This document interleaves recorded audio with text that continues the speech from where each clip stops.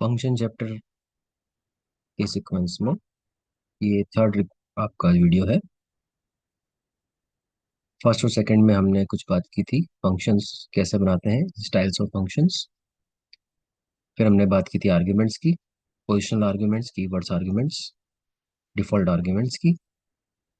इस वीडियो में हम बात कर रहे हैं स्कोप ऑफ वेरिएबल्स की। लोकल और ग्लोबल वेरिएबल क्या होते हैं, कैसे बिहेव करते हैं, उसके बारे में हम देख रहे हैं। तो पहले तो हम देखते हैं स्कोप क्या होता है वेरिएबल का। प्रोग्राम का वो पार्ट जिसके अंदर कोई वेरिएबल एक्सेसिबल है।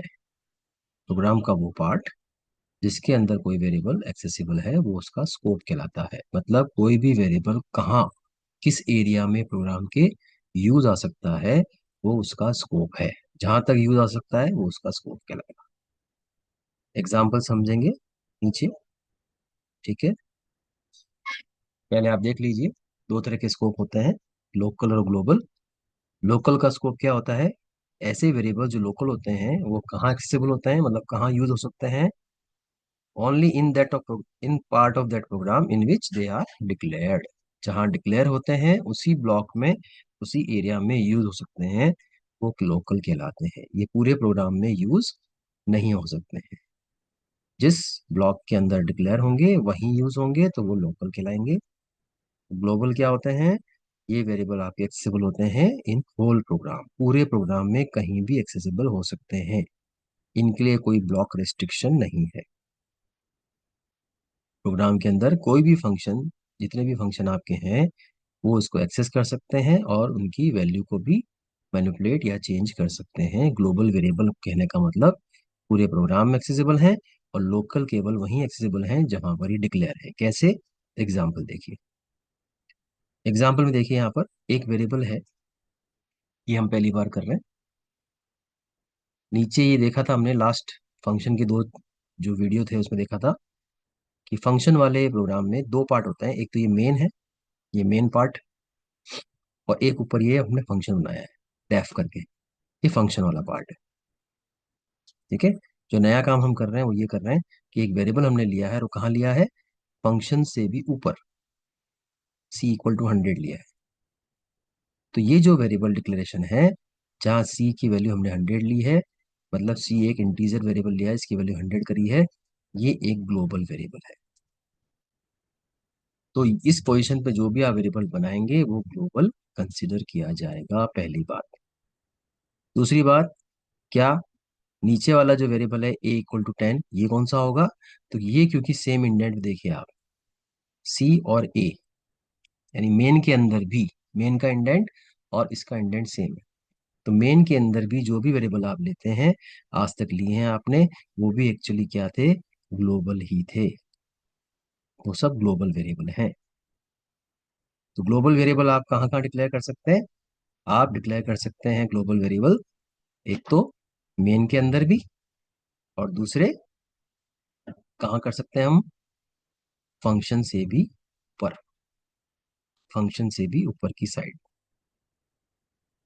ठीक है। तो ये दोनों जगह हम जो है काम कर सकते हैं। ठीक है। पहले तो हम ग्लोबल का डिक्लेरेशन देख लिया हमने। कैसे पहचानें ग्लोबल वेरिएबल? या तो मेन में कहीं होगा इस इंडेंट पे, यानी फर्स्ट इंडेंट ही कहलाता है, या फंक्शन से भी ऊपर होगा, ये होगा ग्लोबल की पहचान। अब ग्लोबल के बाद लोकल वेरिएबल कैसे होते हैं? तो लोकल होते हैं, मैंने बोला था ब्लॉक के अंदर। ब्लॉक मतलब ये जो कॉलन लगाते हैं ना आप, कॉलन के बाद जो आप ये इंडेंट करके लिखते हैं, ये ब्लॉक कहलाता है पूरा। पाइथन में एक सिंगल कमांड स्टेटमेंट कहलाता है। प्रिंट ए एक स्टेटमेंट है, b = 10 ये स्टेटमेंट है। और ये जो कॉलन लगा के आपने अंदर लिखा है ये सारा, ये सब क्या है? पूरा ब्लॉक कहलाएगा। जैसे आप इफ का ब्लॉक बनाते हैं, एल्स का ब्लॉक बनाते हैं, फंक्शंस, सॉरी, लूप के अंदर, लूप के अंदर भी आप ब्लॉक बनाते हैं। जहां भी आप कॉलन लगा के इंडेंट करते हैं वो सब ब्लॉक कहलाएगा। अब इस ब्लॉक के अंदर आपने कोई वेरिएबल बनाया, जैसे आपने यहाँ बनाया b = 10, ये कौन सा वेरिएबल कहलाएगा? ये लोकल वेरिएबल कहलाएगा। ठीक है। तीनों की केवल 3 लाइन पे आप कॉन्सेंट्रेट कीजिए फिलहाल, कि लोकल कहाँ डिक्लेयर होते हैं? ब्लॉक के अंदर। ग्लोबल कहाँ डिक्लेयर होते हैं? ब्लॉक के बाहर। यहाँ या फिर यहाँ, इसमें कहीं भी, इसी इंडेंट पे। ठीक है, वापस देख लेते हैं। अब देखिए लोकल की, these variables are accessible only in that block of program in which they are declared. अब ये बी जो आपका लोकल है, तो इसका बी का क्या स्कोप है? बी कहाँ यूज हो सकता है? केवल फंक्शन में ही यूज हो सकता है, क्योंकि ये फंक्शन के अंदर डिक्लेयर है। ग्लोबल वेरिएबल कहाँ यूज होते हैं? These variable accessible in whole program. मतलब ये सी और जो ए है, ये कहाँ यूज हो सकते हैं? पूरे प्रोग्राम में कहीं भी यूज हो सकते हैं। मतलब फंक्शन के अंदर भी यूज हो सकते हैं, और मेन के अंदर यहाँ भी यूज हो सकते हैं। अगर एक ही प्रोग्राम में दो तीन फंक्शन है, तो सब में यूज हो सकते हैं। ग्लोबल वेरिएबल कहीं भी जा सकते हैं। ठीक है, उसी बेस पे हमने यहाँ पर इवेल्यूएट किया है कि कौन से स्टेटमेंट हमने यहाँ पर कमांड सही लिखे हैं, कौन सा गलत है, किस में एरर आएगी। देखिए हम मेन से स्टार्ट करते हैं। A = 10 ग्लोबल वेरिएबल हो गया। क्या ग्लोबल वेरिएबल को मैं यहाँ प्रिंट करा सकता हूँ? बिल्कुल करा सकता हूँ। प्रिंट कराएं, कुछ भी और भी करें, यूज करें, कुल मिला के ए को यूज मैं कर सकता हूँ। ठीक है, क्या बी को मैं यहाँ प्रिंट करा सकता हूँ? बी तो कहाँ था? फंक्शन के अंदर था, फंक्शन का लोकल था। क्या बी फंक्शन के बाहर एक्सेसिबल है? नहीं, इसलिए ये गलत हो गया कमांड। क्या सी को मैं यहाँ पर प्रिंट करा सकता हूँ, यूज कर सकता हूँ? हाँ कर सकता हूँ, क्योंकि सी कैसा है? ग्लोबल है। फिर आइए फंक्शन के अंदर, बी की वैल्यू 10 लिया आपने, फिर प्रिंट ए किया। क्या ए यहाँ पर यूज हो सकता है? ए क्योंकि ग्लोबल है तो कहीं भी आ सकता है, इसलिए प्रिंट ए यहाँ सही है। क्या बी यहाँ प्रिंट हो सकता है? बी तो हो ही सकता है, ये तो बी का ही घर है, तो बी का अपने घर में तो यूज हो सकता है, कोई दिक्कत नहीं, ये भी सही है। क्या सी को हम यहाँ यूज कर सकते हैं? हाँ कर सकते हैं, क्योंकि सी भी ग्लोबल है, इसलिए उसको यहाँ भी यूज कर सकते हैं।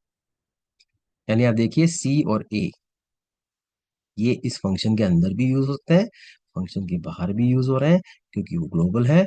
और बी जो केवल आपका फंक्शन के अंदर ही यूज होगा, क्योंकि वो फंक्शन का लोकल है। जिस फंक्शन में डिक्लेयर होगा उसी के अंदर ही यूज होगा। ये लोकल ग्लोबल का कॉन्सेप्ट है, और यही लोकल ग्लोबल आपके किसके पार्ट है? स्कोप ऑफ वेरिएबल्स के। अब इस लाइन को आप पढ़ें कि part of program in which a variable accessible.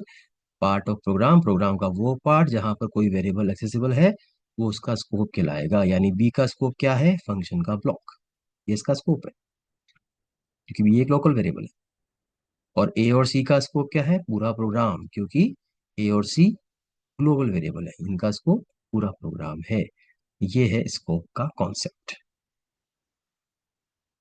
अब हम बात करते हैं एक बहुत ही इंपॉर्टेंट कॉन्सेप्ट की, जहां पर लोकल और ग्लोबल वेरिएबल के नाम अगर सेम हो जाए तो फिर कंफ्यूजन क्रिएट होता है। जैसे इस वाले प्रोग्राम में तो कंफ्यूजन नहीं है, क्योंकि ग्लोबल वेरिएबल सी और ए है, और लोकल वेरिएबल बी है। तो अगर मैं यहाँ पर ए बी सी यूज कर रहा हूँ, तो मुझे क्लियर है कि यहाँ पर ए और सी तो ग्लोबल है, बी लोकल है। लेकिन अगर इसी बी को मैं अगर ए कर दूं, A = 10, तो उस केस में A = 10 यहाँ भी लिखा हुआ है, ए यहाँ भी लिखा हुआ है। तो जब मैं प्रिंट ए करूंगा, तो कौन सा ए आएगा? किसको प्रेफरेंस मिलेगी?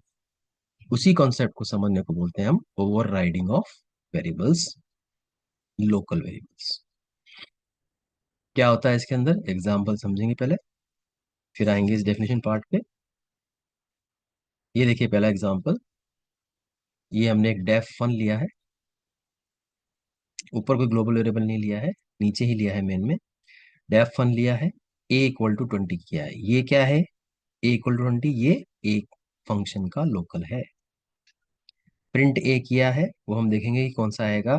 फिर यहाँ ये मेन में, मेन के अंदर भी A = 10 है, यानी मेन में भी सेम नाम का वेरिएबल है, लेकिन ये ग्लोबल है।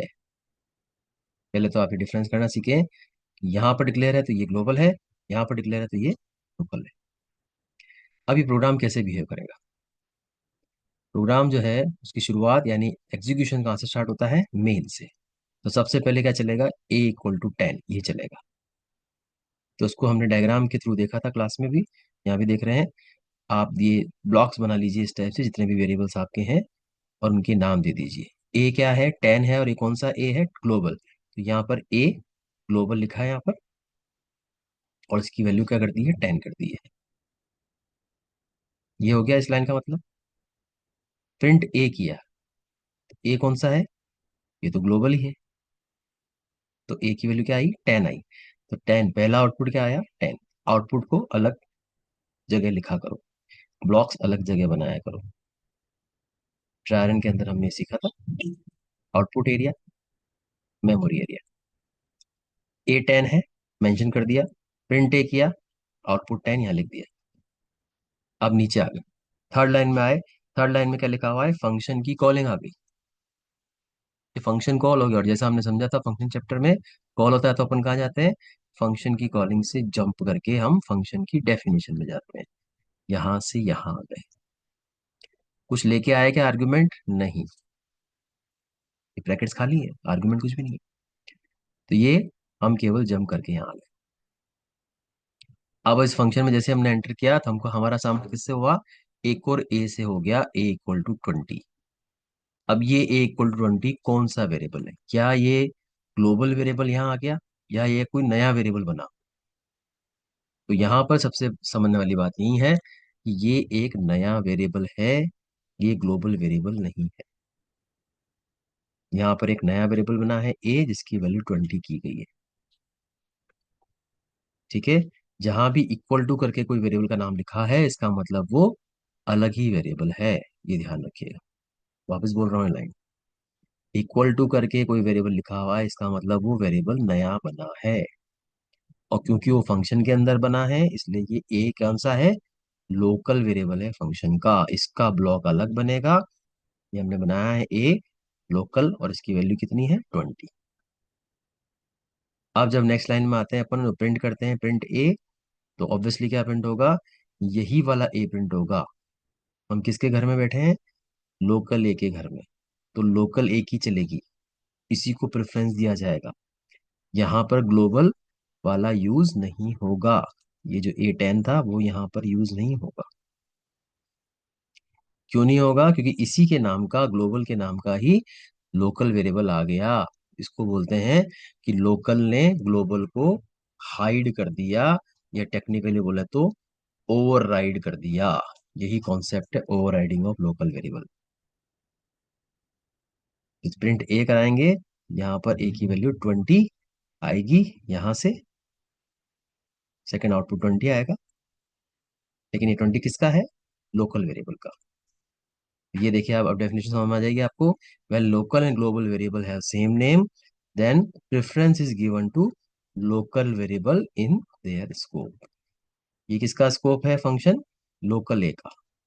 तो किसको प्रेफरेंस मिलेगी, लोकल ए को। तो प्रिंट ए जो हुआ है आपका, वो लोकल वेरिएबल प्रिंट हुआ है, वैल्यू 20 है। अब फंक्शन हो गया खत्म। अब हम लौट के आ गए वापस, कहाँ पर, जहां से कॉल हुई थी। ध्यान रखिए, फंक्शन रिटर्न करे या नहीं करे, हम लौट के हमेशा कहाँ आते हैं, जहां से फंक्शन कॉल हुआ था। अगर रिटर्न कर रहा है तो वैल्यू लेके आएंगे, अगर रिटर्न नहीं कर रहा है तो ऐसे ही आ जाएंगे, लेकिन वापस आकर रिपोर्ट कहाँ करेंगे, मेन में, जहां से फंक्शन कॉल हुआ था।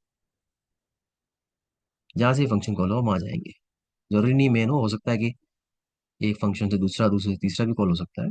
कुल मिला के आपको लौट के कहाँ जाना है, जब फंक्शन खत्म हो जाए, जहां से वो कॉल हुआ था। फिर नीचे आ गए, अब हमने वापस किया प्रिंट ए, तो अब हम, ये वाला ए कौन सा है, तो वापस लॉजिकली सोचिए, ये कहाँ आ गए हम, मेन में, फंक्शन से बाहर निकल गए। तो फंक्शन का जो लोकल ए था, उसका स्कोप क्या था, केवल फंक्शन। तो क्या यहाँ पर लोकल वेरिएबल आ सकता है, ये प्रिंट ए वाला, नहीं। ये किसका घर है, ये है ग्लोबल वाले का। तो ग्लोबल वाला ए यहाँ प्रिंट होगा।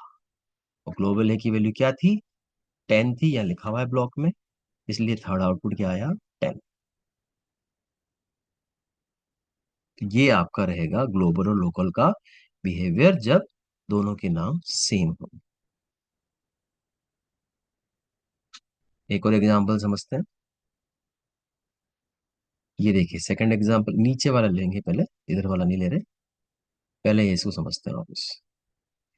यहाँ क्या हो रहा है, देखिए आप, थोड़ा थोड़ा इससे सिमिलर ही है, हल्का सा चेंज किया है मैंने। अगर इस टाइप का केस हो, सेकंड वाला केस थोड़ा वेरिएशन है। ए 10 है सेम, प्रिंट ए किया। ठीक है, देखिए जरा डायग्राम के अकॉर्डिंग, ए 10 है। कैसा है ये? मेन में है, मतलब ग्लोबल है, तो ये ए ग्लोबल ले लिया मैंने, इसकी वैल्यू 10 रख दिया। प्रिंट ए किया, ए की वैल्यू क्या प्रिंट होगी? ऑब्वियसली 10 प्रिंट होगी, ये पहला आउटपुट 10 आ गया। थर्ड वाली लाइन में देखिए, फंक्शन कॉल हुआ। इस बार हम फंक्शन विद आर्गुमेंट कॉल कर रहे हैं। इसमें अंदर हमने ए पास किया है, और ऑब्वियसली ये कौन सा ए है? ग्लोबल। ग्लोबल जा रहा है। लेकिन अब यहाँ पर कंफ्यूज होने की जरूरत नहीं है। ये फंक्शन ए आपका ग्लोबल है, ये कॉलिंग हुई तो कहाँ जाएंगे जंप करके अपन? डेफिनेशन में, यहाँ आ गए। ये थोड़ा सा अलग पेज पे लिखा हुआ है, थोड़ा सा मैनेज कर लीजिएगा। फंक्शन कॉल हुआ तो कहाँ आ गए आप जंप करके? फंक्शन की डेफिनेशन में, यहाँ। लेकिन कंफ्यूज होने की जरूरत क्या नहीं है, क्योंकि आप फंक्शन में आ गए हैं और वापस आपको यहाँ मिला ए। तो क्या ये ग्लोबल वेरिएबल है? नहीं, क्योंकि आप फंक्शन की बॉडी में आ गए हैं। ये कौन सा वेरिएबल है? ये नया वेरिएबल बना है ए, जो लोकल है फंक्शन का।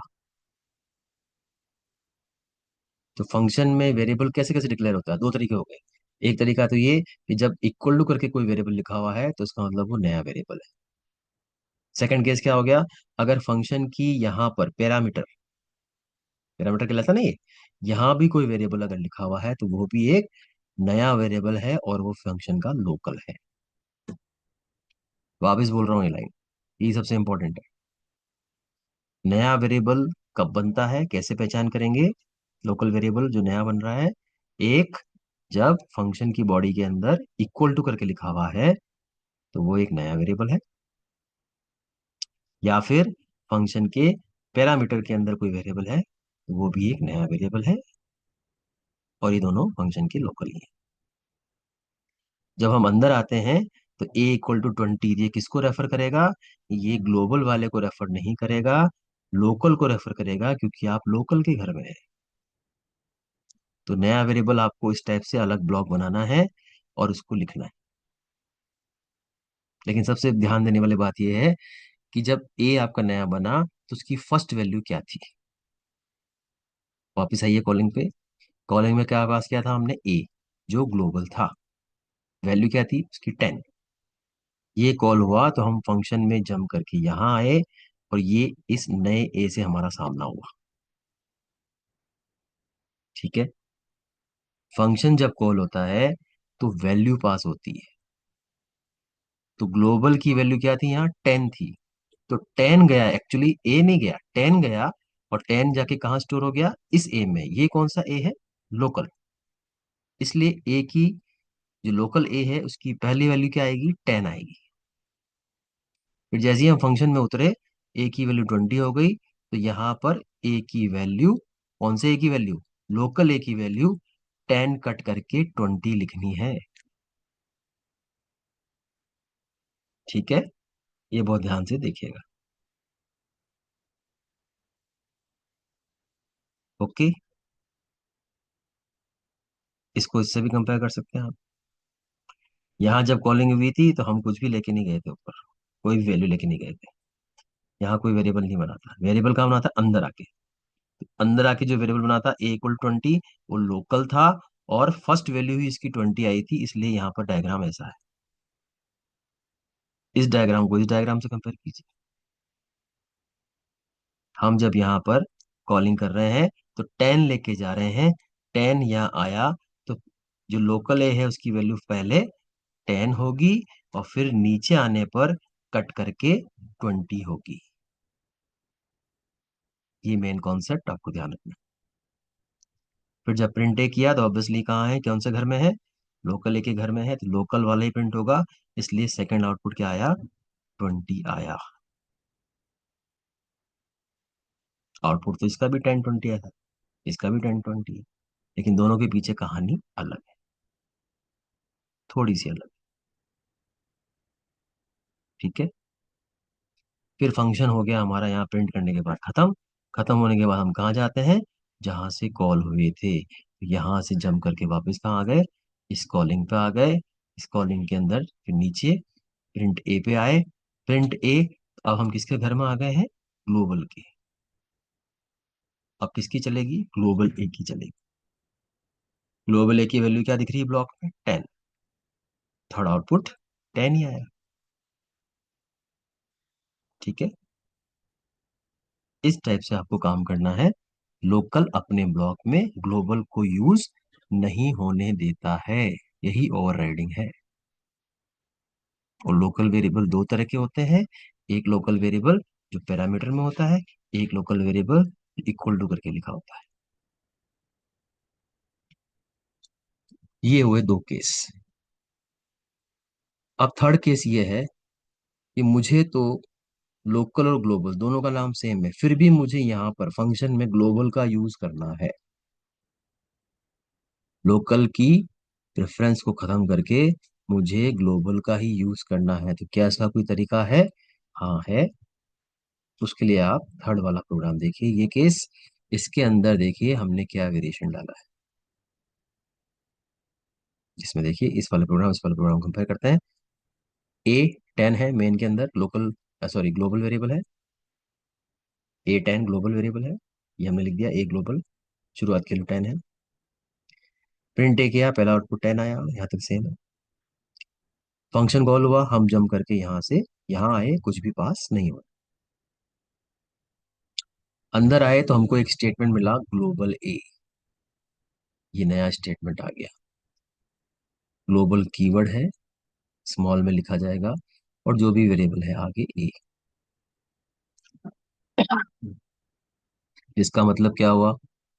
इसका मतलब ये हुआ कि हम फंक्शन के अंदर ये बता रहे हैं, इस फंक्शन के अंदर जब भी कोई ए टकराएगा आपसे तो उसको ग्लोबल मानना है। यही सबसे इंपॉर्टेंट लाइन है। अगर ये स्टेटमेंट फंक्शन में लिखा हुआ है तो क्या समझना है आपको कि जो भी ए कोई टकराएगा फंक्शन के अंदर तो वो कोई भी लोकल वेरिएबल नहीं है, वो कौन है? ग्लोबल वेरिएबल है। अब ग्लोबल वेरिएबल की ही चलेगी, उसका सपोर्ट आ गया ये स्टेटमेंट। ठीक है, तो अब जब ए इक्वल टू 20 करेंगे हम, तो ये ए इक्वल टू 20 ये किसको रेफर करेगा? ये एक नया वेरिएबल लोकल वेरिएबल नहीं बनाएगा, जैसा इस केस में हुआ था। कंपेयर करिए दोनों को। इसमें एक लोकल वेरिएबल नया बना था, इसमें नहीं बनेगा, क्योंकि ऊपर कौन बैठा है? ये स्टेटमेंट बैठा है। क्या बोल रहा है? ये सारे वेरिएबल ए वाले जो भी नाम के हैं सब ग्लोबल। तो यहाँ पर एक नया वेरिएबल नहीं बनेगा। ये वही ग्लोबल वेरिएबल है जिसकी वैल्यू अब चेंज जाएगी, इसलिए हमने इसी ब्लॉक में 10 कट करके 20 लिखा है। और फिर जब प्रिंट ए होगा तो प्रिंट ए 20 प्रिंट होगा, 10 के बाद 20। आउटपुट तो सेम ही आ रहा था, पर कहानी तो बहुत कुछ अलग हो गई है। उस कॉन्सेप्ट को समझिए आप। ठीक है, अब जो ये 20 प्रिंट हुआ है ये किसी लोकल ने नहीं, ग्लोबल ने ही प्रिंट किया है। और अब सबसे मेन बात, जब हम फंक्शन से लौट के वापस आए मेन में, जब फंक्शन खत्म हो गया तो हम लौट के मेन में आ गए। मेन में हमने वापस ए को प्रिंट करने की कोशिश करी। तो प्रिंट ए ये कौन सा है? ऑब्वियसली ये तो लोकल सॉरी ग्लोबल का ही घर है, तो ग्लोबल ए ही प्रिंट होगा। लेकिन ग्लोबल ए कैसा हो चुका है? अब डायग्राम देखिए, 10 कट करके 20 हो चुका है, इसलिए इसका आउटपुट 20 आ रहा है। तो ये इसका प्रूफ भी हो गया कि ये जो ग्लोबल था वो 20, ये जो a variable sorry a variable है ये क्या है? ग्लोबल वेरिएबल है। यहाँ जो चेंज हुआ उसका इफेक्ट यहाँ भी आया। तो जब ग्लोबल ए लिखा हुआ है तो आपको उस ए को हमेशा ग्लोबल ही मानना है। ये इस प्रोग्राम का मतलब, इसलिए ये वेरिएशन है। तो बहुत ध्यान से आप इस पेज को पढ़िएगा, ध्यान से बार बार वीडियो रिपीट करके आप इसको देख सकते हैं कि क्या समझाने की कोशिश की जा रही है। समराइज फॉर्म ये है, जब लोकल और ग्लोबल वेरिएबल के नाम सेम हो तो ग्लोबल जो आपका है वो हाइड हो जाता है लोकल के स्कोप। लोकल की चलेगी, लोकल में लोकल की चलेगी, ग्लोबल में ग्लोबल की चलेगी, दोनों के स्कोप अलग अलग है। नाम सेम है तब। ग्लोबल वेरिएबल नया कैसे डिक्लेयर होता है? इक्वल टू करके कुछ लिखा होगा या फिर पैरामीटर में कुछ लिखा होगा, तो वो नया वेरिएबल लोकल वेरिएबल है। लेकिन अगर फंक्शन के अंदर ग्लोबल ए ऐसा स्टेटमेंट लिखा हुआ है, तो अब लोकल की नहीं चलेगी, अब सब जगह ग्लोबल की ही चलेगी। उसके अकॉर्डिंग आपको इसका पूरे का आउटपुट निकालना है, ये ध्यान रखना है। ठीक है। एक बार ये क्वेश्चन पूछा गया था कि यहाँ पे एक फिलअप दे दिया था, और आपसे पूछा गया था कि इसमें हम इस ए को ग्लोबल कंसिडर करना चाहते हैं, हम इसको ग्लोबल बनाना चाहते हैं, नाम सेम है लेकिन इसको हम ग्लोबल बनाना चाहते हैं, तो यहाँ पर क्या लिखें? तो क्या लिखें? यही लिखना, ग्लोबल ए। इसको ग्लोबल बनाना है तो इसको ग्लोबल ए लिखो। ठीक है। चलिए, अब इसके बाद हम शुरुआत करेंगे आउटपुट के क्वेश्चंस की। नेक्स्ट वीडियो आउटपुट के क्वेश्चन से आपका होगा। ठीक है।